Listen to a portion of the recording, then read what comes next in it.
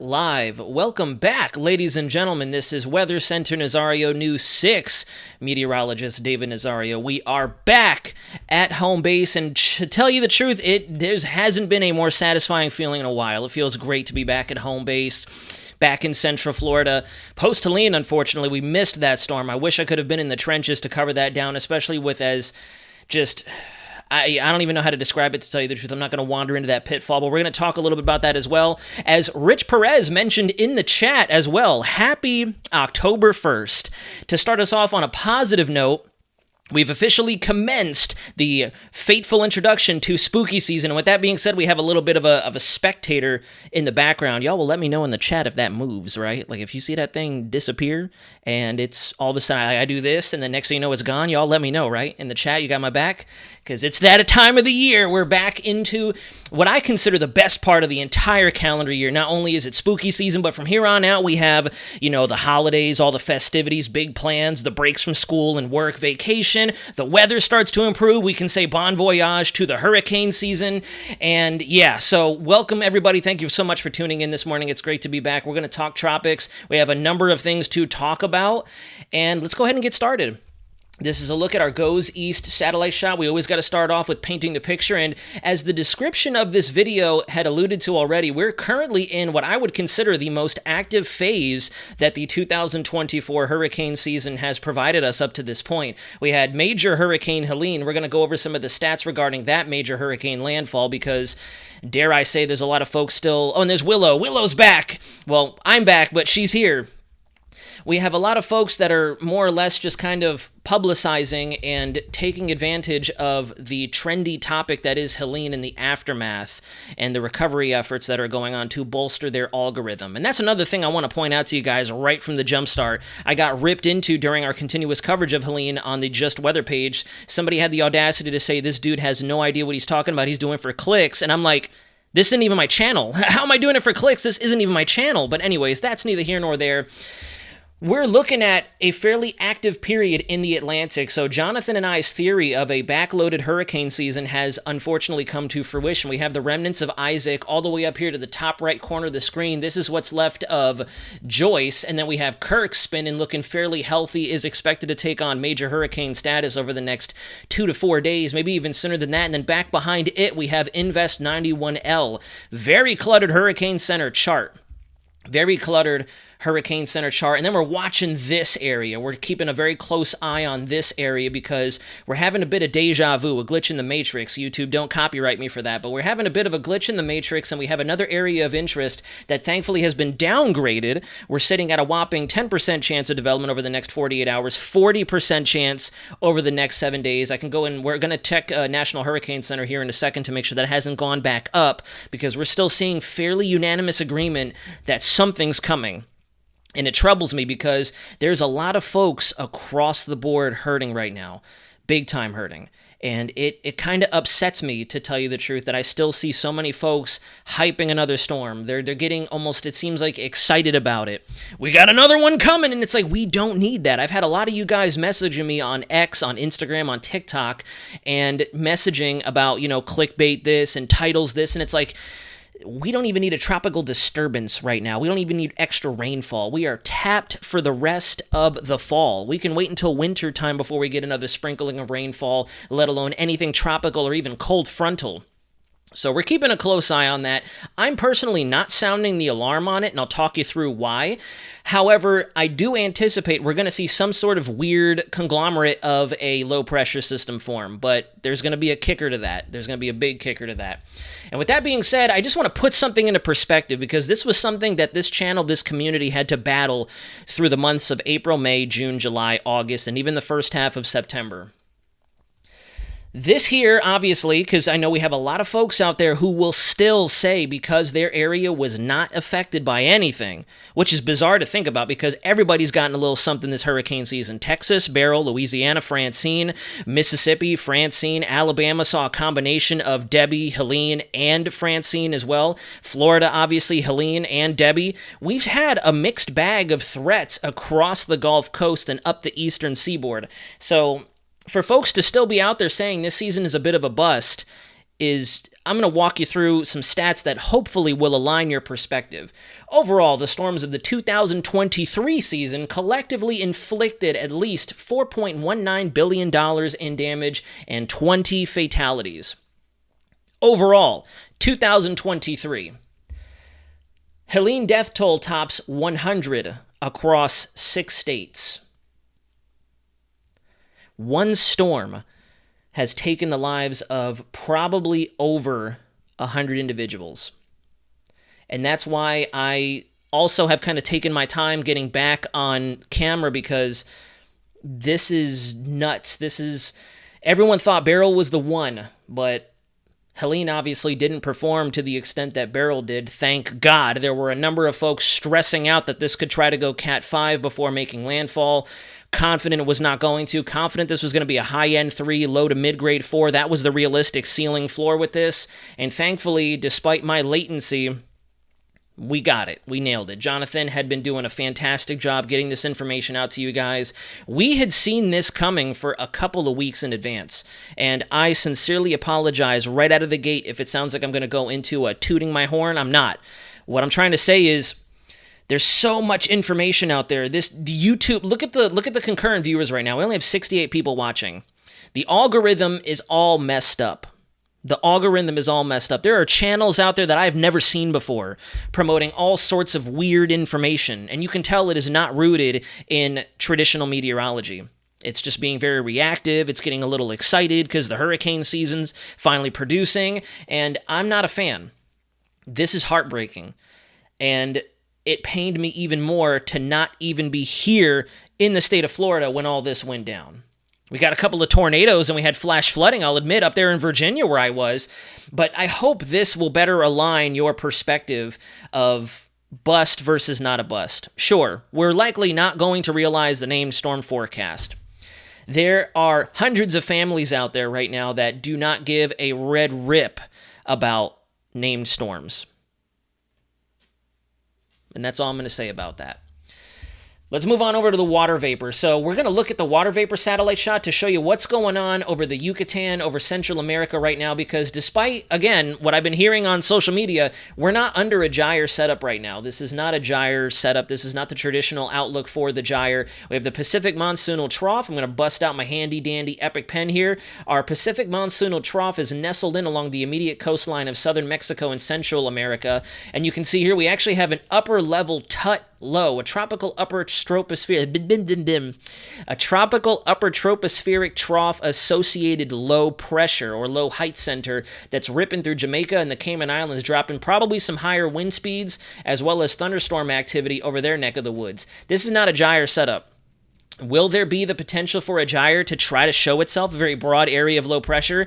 Yes. Is it going to be very textbook? No. What we have going on here is a combination of what was left over of John that bounced back and forth. John was another anomaly. Made landfall, rapidly intensified, made landfall into the Mexico coast, wandered back off the coast. I would argue it was a second system, just looking at the lifespan on satellite, but that's neither here nor there. Came back off the coast, re-intensified to a hurricane again, and then made landfall only maybe 50-ish, 100 miles to the west of where it initially went aboard earlier in its life cycle. And we had Helene obviously cooking off the east coast or in the eastern Gulf of Mexico, the west coast of Florida, and I'll change the color of the ink here. And I showed a couple of the guys up there at the Weather Center in Virginia. We had tons of anticyclonic outflow, almost a secondary jet stream produced by the outflow associated with Helene. And on top of that, we had the outflow associated with John out there in the eastern Pacific. And as you can see, with all that anticyclonic curvature, what that did was it allowed our Central Americas, the Western Caribbean, to stay very volatile, very unstable. So we have a ton of leftover vorticity, a lot of tropical juice, as Mike's weather page would say, down there just kicking it. And we have a couple of other features in the upper levels that are going to try to magnetize some of those areas and maybe produce another tropical area of low pressure. We don't really have a realistic expectation on this one. It does seem like it's going to be weaker than Helene. Thankfully, oh good Lord, thankfully, we're not looking at anything in terms of a major hurricane with this next feature. In fact, I don't even know if we'll get a bona fide hurricane out of it.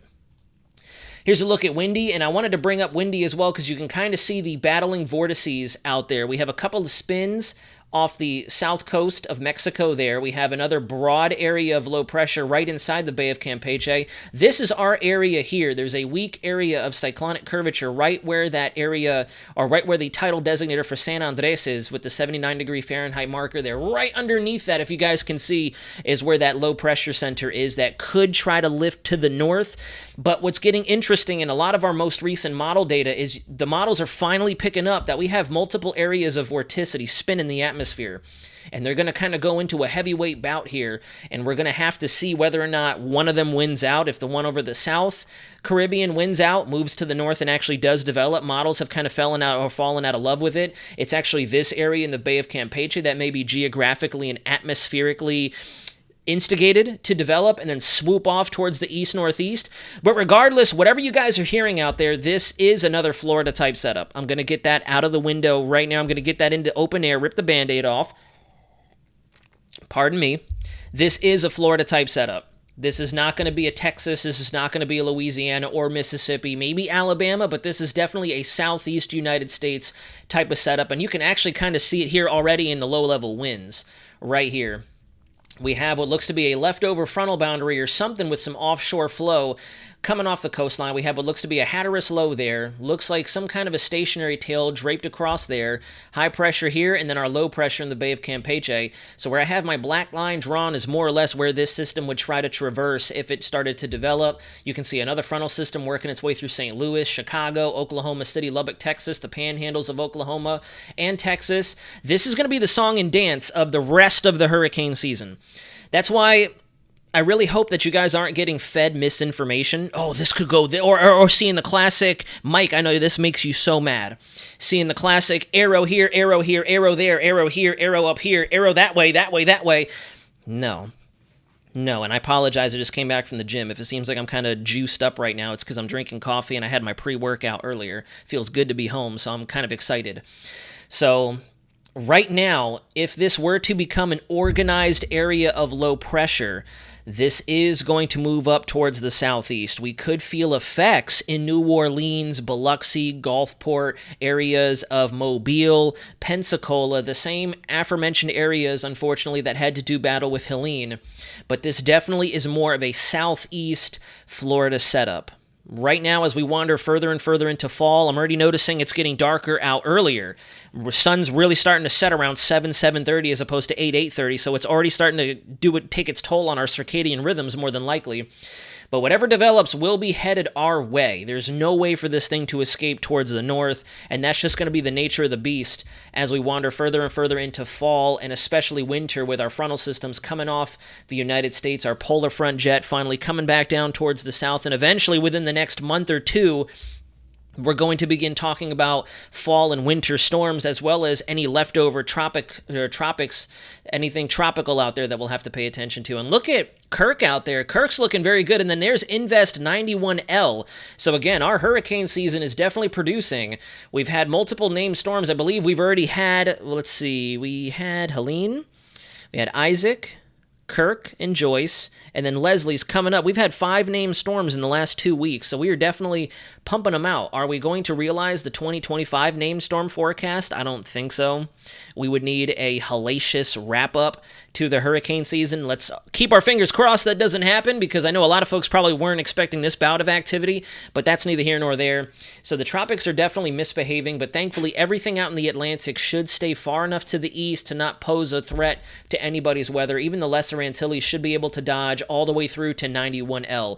Earlier model iterations did have this moving through the Leeward Islands and possibly becoming an issue for Kevin. I see in the chat for Puerto Rico, the U.S. British Virgin Islands, but thankfully, with the frontal system that's expected to come off the east United States and pick up whatever this thing is down there in the BOC, the Western Caribbean, it should also knock future Leslie up and out into the greater Atlantic, just become a nice little ace grinder to hopefully rebound this season in terms of ace.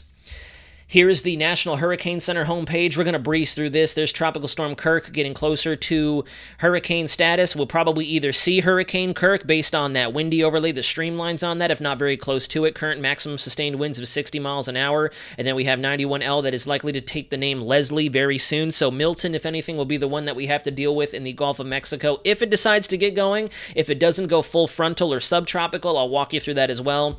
And here is our feature out there as of 8 a.m. So yeah, there's still holding the 48 hours at 10% chance and 7 days 40% chance. Here's a look at our probabilities. So obviously you can see Kirk and then future Leslie out there in the greater Atlantic. Our blend of ensemble probabilities is still very high out there in the Gulf of Mexico. You can see probabilities ranging anywhere between 45 to 65% that something will form. Looks like there might be a small pocket of 70%, but at this point we're just splitting hairs. Fairly decent ensemble probabilities that something may be brewing in the Gulf of Mexico. And as you can see with that blend of probabilities, the shades just go right over the Florida Peninsula. Our ensembles have kind of ticked down in comparison to 0Z. You can see a lot of, look at all these major hurricane ensembles out here. Thankfully, we can just watch these systems do their thing and then eject up and out into the greater Atlantic. You can see some of the ensembles still try to take future Leslie close to the Lesser Antilles, so naturally we're going to keep a close eye on it, but a large bundle of them, you just can't see it. In fact, I'll go ahead and switch over to the active cyclones so we can see the individual storms a little bit better. So there you have it. You can see that a bundle of the ensemble members for Leslie, 91L, will continue to move it up and into the interior portions, the central Atlantic, with a few outliers keeping it a little weaker as it moves towards the west-northwest, but even then should miss our Leeward Island friends to the north. And then if you look out over the Gulf of Mexico, mixed bag of low pressures there. Anything ranging from a weak low pressure to a tropical storm, maybe trying to dip into hurricane intensity, maybe. I'm not sold on this being a hurricane. We'll have to get a little closer in time. Hopefully by tomorrow or Thursday, we'll have a better handle on what is exactly going to happen out there. We may get an invest. We shall see. But as you can see, on the Euro ensembles, nothing is going anywhere else. We have one outlier member that goes up into Mobile, but everything is coming across Florida. Same thing with our GEFS. The GFS is kind of falling out of love with it as well, kind of looking at developing the BOC low pressure a little bit more so. Tracks a large majority of its members across the state of Florida and out into the southwest Atlantic. Same with all the stronger ensemble members for Kirk and eventually Leslie in the Atlantic Basin, staying far away from the Leeward and the Lesser Antilles altogether, which is great news for them down there because they've already done their business. They've done their battles this hurricane season. Here's a look at the Canadian ensembles, and I will go ahead and plug the Canadian model and its associated ensembles in here. The Canadian model is somewhat of a fantastic model, it seems like, down there for these West Caribbean BOC generations or developers. I noticed that with last year, Idalia nailed it. Was the first ensemble, the first model to show cyclogenesis of Idalia well before it developed. Well before. We're talking 10, 14, almost 2.5 weeks away from when Idalia finally hit the board as a yellow X per the National Hurricane Center. Once again, did phenomenal with Helene. This model, the ensembles, the Canadian GEPs, the GEPS, did a great job. Jonathan and I had been looking at them on a day-to-day basis every time we were in the News 6 studio together. Captured Helene wonderfully far off into the future. And again, this model is what has been showing a second system trying to get going down there in the Western Caribbean, Gulf of Mexico. Even this, if you guys look, this is now getting into this upcoming weekend, has trended down. Thankfully, it's trended down. We're not really seeing a strong signature. If I switch the region and go to North Atlantic, this is what we were looking at earlier in some of the model runs. We were looking at these tightly clustered dark oranges, dark reds, indicating a central pressure of anywhere between 990 to 970. If you look and draw that comparison in the Gulf of Mexico now, we're not really seeing that anymore. So a disorganized area of low pressure with maybe a few stronger ensembles into the following week, still dragging this system up towards the Florida Panhandle. A couple of the Canadian ensembles trying to bring it in towards the Bahamas. That would be future Leslie, current 91L. Going to keep a close eye on that as well, but right now it seems very, very, very confident that it is going to swing up and out between Bermuda and the Azores and stay into the central Atlantic, posing no harm to anybody. Pay no attention to these ensembles, at least in the immediate future, just because look at the time difference here. We were first bullseyeing a system for this upcoming weekend, the 6th and the 7th, I believe it is, or the 5th and 6th. Quote me or correct me in the chat if I'm wrong. I haven't really been looking at the calendar. Everything's just been flying by. This is now into October 10th, so this is bumping this thing another 4 to 5 days into the future, so I'm not paying attention to those ensembles quite yet. We're going to have to wait and see what actually manifests itself, but neither here nor there, that still shows a southeast United States pattern. So regardless of what anybody may be saying out there, this is a Florida-type situation. Do we know if it's officially going to take on tropical characteristics? There's a decent likelihood, but there's a couple of other variables that I'm going to move into now to show you as to why it might not. So as we all know, I love this chart, particularly for severe weather season. This is our surface theta E brought to us by the 0Z European model, the ECMWF. I found it funny that the Navy up there in Norfolk, they call it the ECMWF. They don't say the Euro for short. They just always say the EC or MWF or something like that. They use the full acronym, and I guess that's just the military. So if you look, there goes that first frontal boundary right. I'll go ahead and stop the chart so you guys can see it. I'll draw it in. There's our first front coming down towards the south. And that's another reason why I try to emphasize to folks that this is a very different pattern than with Helene. Helene had a battling, dominant anticyclone that is still present. It's right there. High pressure over the Bahamas off the southeast United States. But we did not have a very progressive and strong cold air trough and jet stream moving across the upper tier United States. We had a bubble of cold air that broke away from the jet and sank down over Dixie Alley, the southern Gulf coastline, and just stayed there. That's why if you guys watch the satellite loop after Helene made landfall and it picks up jet support and gets wrapped up in that upper low and the polar front jet to its north, it kind of goes inland and just fans out, just spreads out.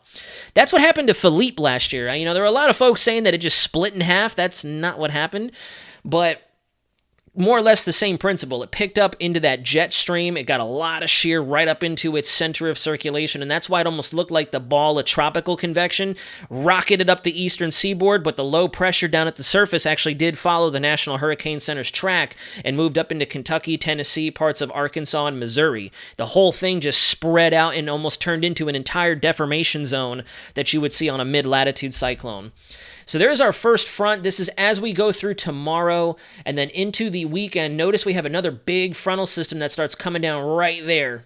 I'll go ahead and draw it in for you guys so you can see it. We have an occluded front, and then there's our cold front coming down towards the south. There's our system in the Gulf of Mexico. Nice low pressure area down right in the centermost portion of the Gulf of Mexico where I have my L drawn. I'll draw it in black so you guys can see it a little bit better. There's our cyclonic spin around it.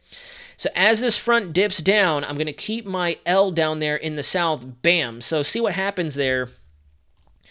We have cold air. And in fact, let me change the AOI so we can get a little closer. Let me get a little closer so you guys can see better instead of drawing from so far out. Where is southeast? Are you going to be able to see it? Not as good as I wanted it to. There we go. Kind of. So if you notice, we have a lot of, this might not be the best overlay. I might have to change the overlay a little bit. Let's go over to Tropical Tidbits, and I know I'm derailing my own brief. I just want to make sure that I'm up close and personal so you guys can see what it is that I'm talking about. Here we go. This will help us to see a little bit better. Temperature advection. Let's go to 850 millibars. Let's go forward in time. There is our low pressure. You guys can't see it. I'll draw it in right there. There is our low pressure center doing something in the Gulf of Mexico. And then we have our front coming down. There's all that cool air right there. A powerful dose of cold air. And then notice as that system gets picked up, we start to see lots of cool advection across the upper portion of Florida over the southeast United States. And our low is making landfall down over, dare I say it, Fort Myers, Charlotte Harbor, Punta Gorda. But look at all this cold, dry air that's being pulled in on the backside of it. And if I switch us over to the GFS does a fantastic job of showing this, even though I think it gets a little overzealous with its pressure values. Notice as this system gets going right there, it looks very frontal. This shows a Cedar Key. No, that wouldn't be a Cedar Key. That would be more of like a Gainesville, just to the north of Clearwater landfall. Again, I'm using air quotes. Roll with me here. But notice the gradient here. We have a pressure trough there and a pressure trough in through there. And then look at the high pressure over the mid-Atlantic, over the Appalachians, and this ridging there. See what the isobars do? That's called surface ridging. You see how I'm drawing them in, and they're kind of sinking like a lava flow down south through Louisiana and Texas and into the Gulf of Mexico. This is why, number one, if this does take on tropical characteristics, I am nearly 100% confident. I would say I'm 90% confident that this won't even come close to Helene's intensity. We're not looking at a major hurricane setup here, thank the Lord. What I'm also wondering is if this system takes its time in the BOC and in the Gulf of Mexico, will that front have enough time to come down and either destroy it or transform it into almost like a subtropical system with fronts trying to attach to it? Because this does not look very tropical. It looks like we have a warm front there and a cold front down here right into that pressure trough that's going to begin moving through the Yucatan and the Yucatan Channel. And if I hold this static image here, and I change to our MSLP and 10-meter wind, bam, I could draw fronts on this for days. We have our warm front. I'll even do it for you. We have our warm front. Let me go ahead and see right in through there, finding the confluence in the wind. Here's our stationary boundary right there. Let me go back to my red pen. I'm doing a little bit of synoptic analysis for you guys. Then we have another cold front that's moving through the greater Atlantic there. And then here is our cold front, it looks like. I'll go ahead and draw a weak wave just because I'm particular like that. I see some kinking in the isobars there. And then look at those winds, due northerly winds through the Gulf of Mexico. That tells me that there is some kind of either dry or cold air advection moving through there. And I'll bet you 10 to 1 if we switch over to our 700 to 300 relative humidity. Fact check me. This is how I'm fact checking, or I'm showing you that I know what I'm saying here. If we switch over to our 700 to 300 relative humidity, right where I have my box drawn right here, I'm willing to bet we're going to see tons of dry air to further support my theory that this may not be a fully organized tropical system. If it is a tropical system, they will likely name it. Let's be honest. If we get a closed off low with a nice bundling of vorticity, they will probably name it. We're getting into the end of the hurricane season, so NHC is probably going to stamp it as Milton. Boom. Tons of dry air ripping off the continental U.S. and off of the Mexico mountain range there on the east side of the continent there, or the landmass there. And you can see this looks very frontal. You can see what looks to be almost a comma-shaped look to it right here. That looks very mid-latitude cyclone. We have our vorticity comma right in through here, the surge region moving across the center. Almost looks very jet-supported. There's our deformation zone and what looks to be a warm sector right there. And then this appendage there where you see your greater moisture, your higher relative humidity values, that looks frontal. So we'll have to wait and see. The other models do echo the same sentiments. If we switch over to the Canadian model, which has been a little bit more bullish, the Canadian model, however, brings one of our AOIs from the East Pac up to the north and believes that is what's going to force feed the Gulf of Mexico its tropical energy. But even then, as this system deepens, notice right there, it starts to transition to more of that frontal look. Starts to transition a little bit more to that frontal look, not as much as the GFS, but we're still seeing the same setup. I'll draw the isobars. There's our high pressure.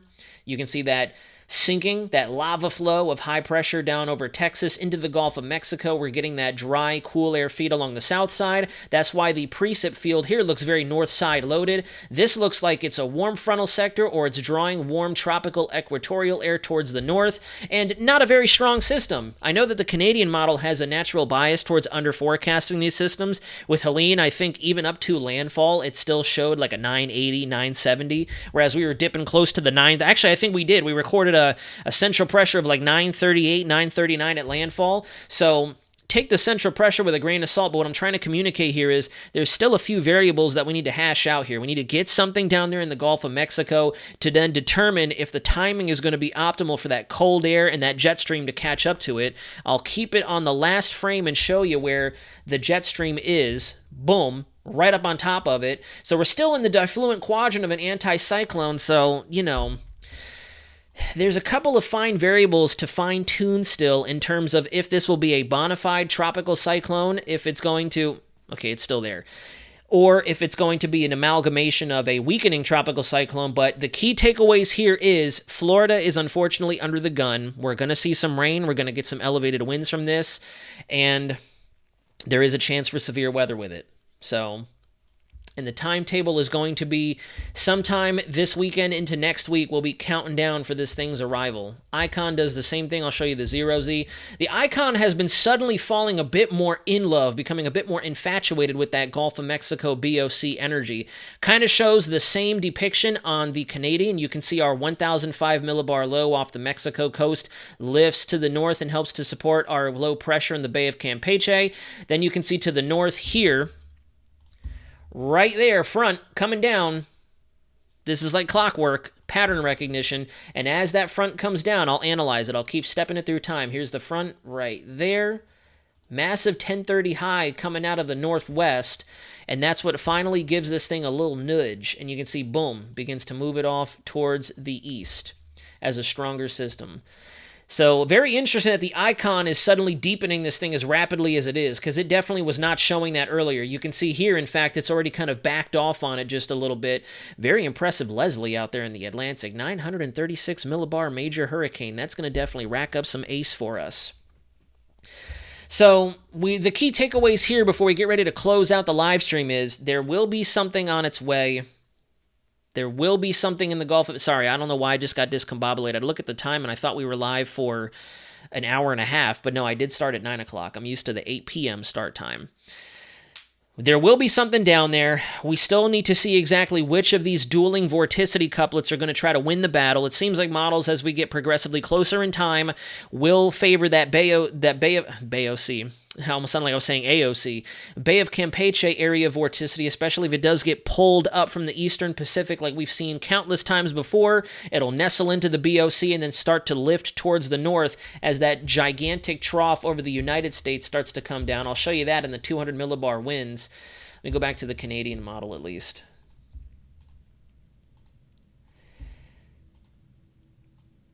There it is, that deep trough, that guy, boom, coming down across the south. You can see it right here. Massive positively tilted trough.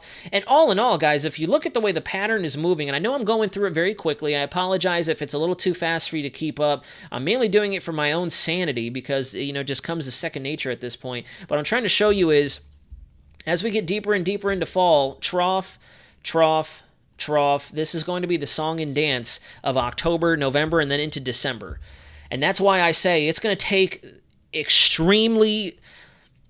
I'm not even going to... We'll just say an extremely lucky shot for any kind of tropical system to move into the Gulf and move for Texas and Louisiana. It would need to be perfectly timed.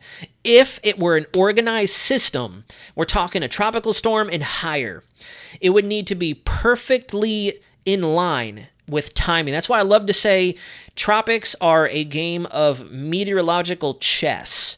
It needs to be perfectly synced. You need to make all the right moves to get storms into certain places. One of the very infamous landfall sites would be the east and southeast coast of Florida. I've seen a lot of folks asking, why does nothing ever come towards the southeast or the east coast of Florida anymore? It is just not opportunely timed. It is not synced up with the rest of the atmosphere in the northern hemisphere to make it that far towards the west and bullseye the east coast of Florida or Georgia. In this case, it's going to become increasingly difficult with our jet stream, the polar front jet, beginning to become more aggravated as we shift the Earth's tilt into that fall and then eventually winter configuration. Our jet stream is going to come south, so it's going to become increasingly unlikely that anything gets to the United States. The problem with that is we have something forming down here, and as you can see with that projected path, whether it be here or here, it's going to lift up like so. And naturally, somebody's got to get hit because we are landlocked in this point. But that's why we are confident that all of our systems in the Atlantic Basin for now are just going to shoot up and out into the Atlantic, the central and northern Atlantic, and not pose any threat to anybody, thankfully. Still going to monitor for the Leeward Islands because there are a couple of ensemble members that show it taking a little bit longer. We're talking 91L, and that could wander a little bit further to the west before Coriolis and the natural gravitation of our jet stream to the north can begin to pull it in. Right now, our north North Atlantic Oscillation, the NAO, is in a neutral phase. So we're not seeing as dominant high pressure, low pressure to the north. So that's not dictating our steering pattern anymore. We are currently right on the threshold of a neutral to negative PNA with troughing over much of the eastern half of the United States. So you can see we're going into, or no, positive, I'm sorry. Negative would be the ridge. I almost got that confused. I was so used to seeing the negative through June, July, and August. It's positive PNA with troughing over the eastern United States. And that's also going to help to slingshot any systems out there in the greater MDR of the Atlantic up and away from us, pending how close it comes to our Lesser Antilles. So that's what we have to watch. There's definitely very good confidence that something's going to be down there. It's just a matter of what it's going to look like. At this point in time, we already know where it's going to go. We do. We for sure know where it's going to go. Our troughing and our cold front, the cold fronts, I should say, that are going to continue to come down in a marathon-like fashion will dictate what our systems do down there. But on the plus side, with cold fronts come temperature gradients. With temperature gradients come more shear, more dry air, so we at least have that going for us. The only time where I would be concerned about a system interacting with a cold front would be something like a Beryl or a Helene, to where they are so walled off and going gung-ho with their internal combustion engine in the center of circulation, to where there's not going to be much impediment brought on by a jet stream or a trough or cold air. With these weaker systems that are trying to get going, they're going to have to do a lot more work to actually become something rather impressive. The caveat to that is, with Helene having just gone through, it doesn't take much to tip the scale towards even worse impacts, because there's a lot of folks still in a very sensitive and fragile state up there. So what's next? This is a look at our latest European control member for the vorticity anomaly. And you can see, we're not looking at anything extravagant for the rest of October. We're still going to have to keep a close eye out, because there are some windows of opportunity for our MJO to stay in a favorable configuration between phases 2 and 5 out there over Africa, the Indian Ocean, India, and then eventually getting into the maritime continents, with some convectively coupled Kelvin waves, those giant atmospheric waves coming across our AOR that still could try to stir up some trouble in the long range between the middle of the month as we get closer to the following weekend, where this system may try to traverse the Gulf of Mexico, then getting closer to Halloween time, and then even November, the beginning of November, pending any changes, looks like we might get a sneaky, leftover sloppy system, maybe a frontal-induced system, I'm not sure, but you can tell that as we get into the month of November, our MJO is really going to start to weaken, and we're going to start to see less and less of those vorticity and those velocity signatures as we get into November and approach Thanksgiving.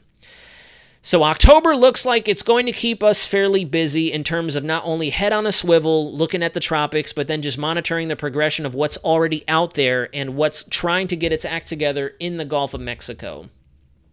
I anticipate this is not going to be the last one to come off of Africa, and this may not be the last one in the Western Caribbean or the Caribbean altogether in the Gulf of Mexico.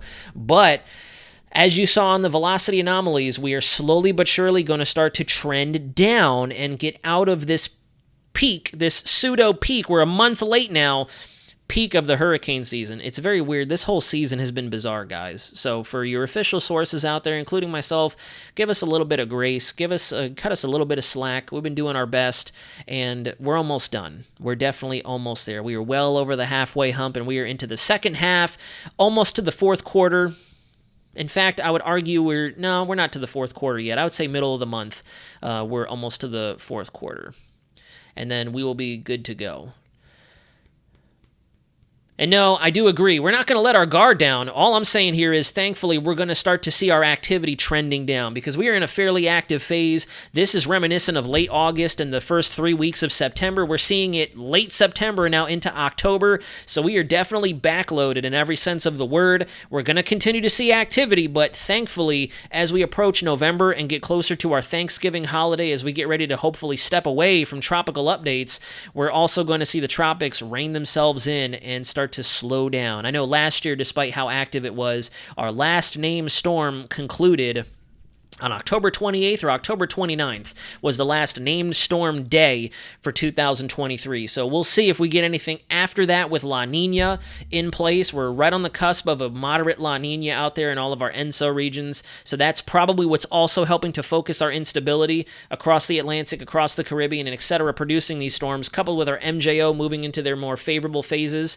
So We still have a month ahead of us. I would say at best, we have another 3 to 4 weeks ahead of us where we really need to keep an eye out. And then as we get into the month of November, we can pump the brakes a little bit, but naturally still keep our head on a swivel because the season isn't done yet, if that makes sense. We're kind of at like an FPCon 2, and then we can finally go up to an FPCon 4 as we get into, the month of November. And for those of you not familiar, FPCon is the new version of DEF CON. If you guys have watched movies like War Games and all that, take us to DEF CON 4, DEF CON 1 being like World War 3. In this case, for the tropics, FPCon 2. We're very busy out there right now, and then as we get further towards after Halloween and into November, Willow's first floating around, then things will slow down.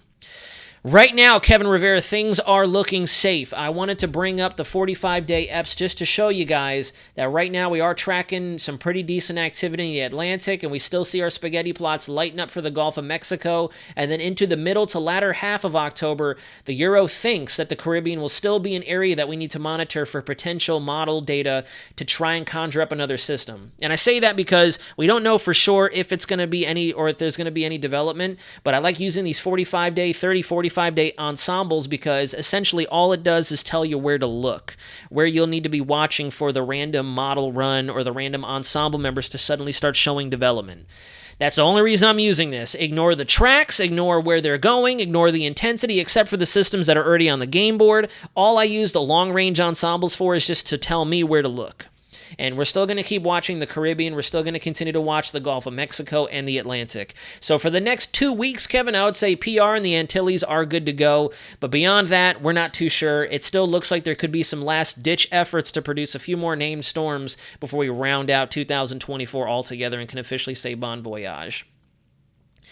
And with that being said, guys, we're going to go ahead and wrap up. I'm going to shoot something fun here in a moment for the introduction of spooky season. Thank you all for being, again, such a wonderful audience and dealing with my time away.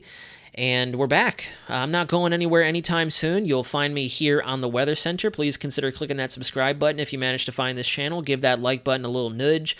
Drop a comment if you wouldn't mind being so kind. Let me know where you're tuning in from, and if you have any questions, comments, or concerns, I'll get back to you at my earliest convenience. We should have the 6Z ensembles for the European model. Let's take a look. Yep, here we go. Let's see. So it looks like the Euro has kind of trended down a little bit in comparison to 0Z. Yeah, 0Z at the same time had a couple of stronger solutions. This is still the 144-hour. That's one thing I like about the weathermodels.com overlay is it'll stay when you switch between model runs. So there's 0Z with a couple of stronger members. 06Z, we're looking at a weaker area, so that's good news. Still pointed right at Florida, though, unfortunately. And then let me take a look at the GFS, see if the 6Z kind of trended up a little bit. Just a little bit. Not a whole lot of love for that system.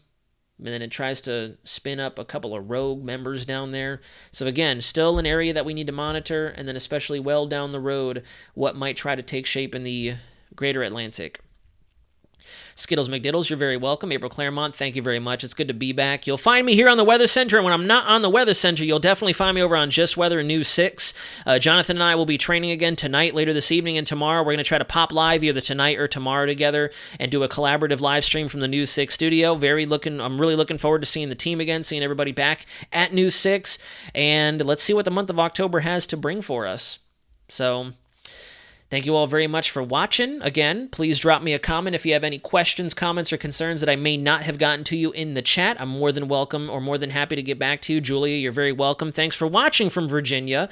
I was just up there a little while ago, so now we're back down here in the home state of Florida, and it's good to be back. And we got lots of work to do, lots to get ahead on. Abby Stern, bye Naz, you are great at what you do. Thank you all. You're very welcome. Thank you so much for tuning in, everybody. Have a wonderful rest of your Tuesday. I hope your week was off to a wonderful note. Prayers, thoughts, and heartfelt vibes to everybody out there who was affected by Helene. And if you catch anybody out there hyping up a storm or trying to talk down on the hurricane season, or they may just not know any better, politely and respectfully put them in their place, because there are a lot of families out there hurting right now. And again, my heart goes out to them in every way possible. I wish that there was more that I could do. I wish I wasn't on military orders when this feature went through, because I would have been up there News 6 might not have let me go up there because it was a major hurricane. They already kind of laid down the law. But everybody out there who has said that this season is a bust and that this season was just nothing, it's tragic. This fully reinforces it only takes one.